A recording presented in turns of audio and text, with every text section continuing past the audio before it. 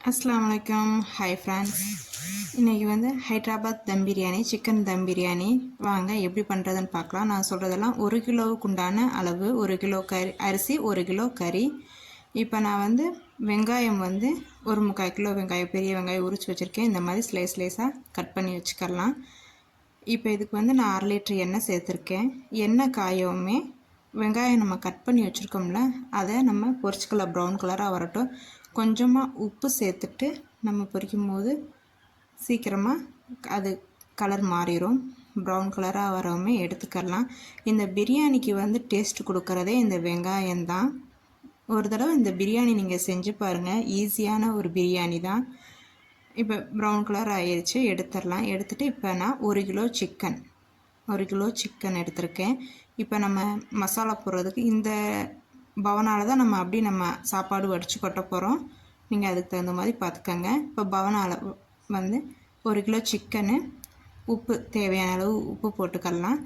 Lemon 2 பழம் நான் சாறு எடுத்து வச்சுருக்கேன்.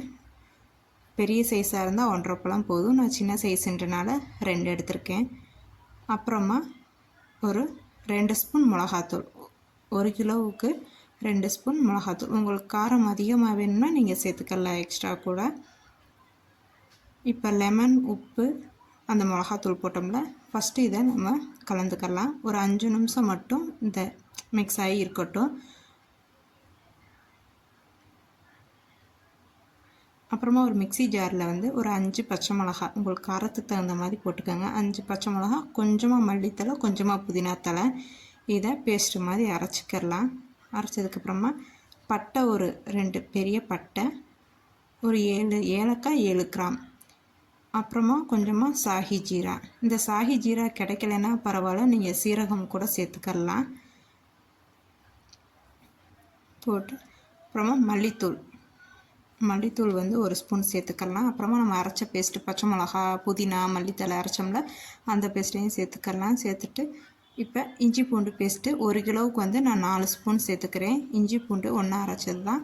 இது 4 ஸ்பூன் சேர்த்துட்டு அப்புறமா தயிர் கொஞ்சம் ஒரு 150 இல்லைனா 200 கிராம் தயிர் சேர்த்துருப்போம். அப்புறமா ஒரு 1/2 ஸ்பூன் பட்டை கிராம்பு தூள் சேர்த்துட்டு இப்போ இது எல்லாத்தையுமே கலந்துக்கலாம். டேஸ்ட்டு நல்லாயிருக்கும். அதோட செஞ்சு பாருங்கள் இந்த பிரியாணி.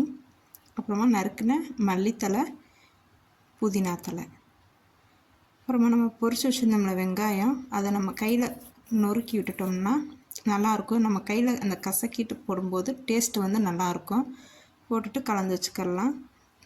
தேவையான அளவு எண்ணெய், கீழே நம்ம எண்ணெய் ஊற்றிக்கலாம்.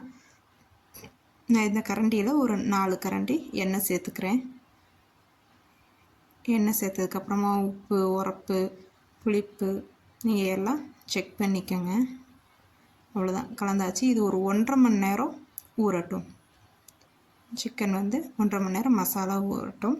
அப்புறமா தனியாக ஒரு பவனால் வந்து தண்ணி சேர்த்துக்கலாம். இப்போ நம்ம வந்து அரிசியை வந்து வடித்து தான் எடுத்துக்க போகிறோம். தண்ணி காயவுமே சாஹி ஜீரா, பட்டை, கிராம்பு, ஏலக்காய் சேர்த்துக்கலாம். இந்த பிரியாணிக்கு வந்து பட்டை வந்து நம்ம அதிகமாக சேர்த்துக்கிட்டோம்னா நல்லாயிருக்கும். அப்புறமா கொஞ்சமாக நறுக்குன மல்லித்தலை, புதினா தலை, அப்புறமா பச்சை மிளகா, பிரியாணி இலை 2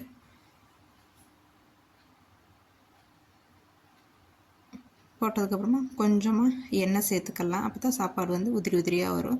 அப்புறம் தேவையான அளவு உப்பு நீங்கள் பார்த்துக்கோங்க. நம்ம மசாலாலேயே உப்பு போட்டிருக்கோம். இப்போ சாப்பாட்டுக்கும் உப்பு போடுறோம். இப்போ வந்து தண்ணி கொதிச்சிருச்சு. இப்போ அரிசியை வந்து நம்ம போட்டாச்சு. ஒரு 70% மட்டும் வெந்திருந்தால் போதும். நசுக்குனா அப்படி உடையணும், அவ்வளோதான். இப்போ 3/4 வேக்காடு வேக வச்சு எடுத்தாச்சு. இப்போ மசாலாவுக்கு மேலே நம்ம அந்த அரிசியை கொட்டியாச்சு, சாப்பாடை கொட்டியாச்சு. கொட்டினதுக்கப்புறமா ஃபுட் கலர் வந்து எல்லோ கலரும் நான் ஆரஞ்சு கலரும் ஊற்றிருக்கேன். மேலே வந்து கரம் மசாலா தூள் சேர்த்துக்கோங்க. அப்புறமா நம்ம பொரிச்ச வெங்காயத்தை மேலே போட்டுட்டு மல்லித்தலை, புதினா தலை சேர்த்துட்டு சுற்றி போட்டுட்டு அப்புறமா எண்ணெய், மிச்சம் எண்ணெய் இருக்கும் பாருங்கள், அந்த எண்ணெயை மேலே சேர்த்துக்கலாம். சேர்த்ததுக்கப்புறமா 1 ஸ்பூன் இல்லைன்னா 2 ஸ்பூன் நெய் சேர்த்துக்கலாம். நெய் சேர்த்துட்டு அவ்வளோதான். பிரியாணிக்கு தட்டு போட்டு மூடிட்டு அடுப்பு வந்து அதிகமாக வச்சுக்கலாம். ஆனில் ஹையில் இருக்கட்டும் 5 நிமிஷம். அப்புறமா தோசைக்கல் வச்சு 5 நிமிஷம் ஹையில் இருக்கட்டும். அப்புறமா நம்ம வந்து அடுப்பை வந்து சிம்மில் வச்சுக்கலாம். 20 நிமிஷம் சிம்மில் இருக்கட்டும். அவ்வளோதான். 5 நிமிஷம் அதிகமாக 5 நிமிஷம் தோசைக்கல் வச்சு அப்புறமா 20 நிமிஷம் சிம்மில் வச்சுருவோம்.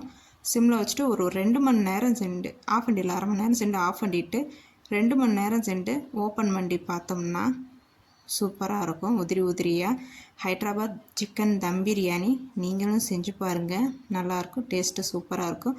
மறக்காமல் என்னோடய சேனலை சப்ஸ்கிரைப் பண்ணிடுங்க, லைக் பண்ணுங்கள், ஷேர் பண்ணுங்கள்.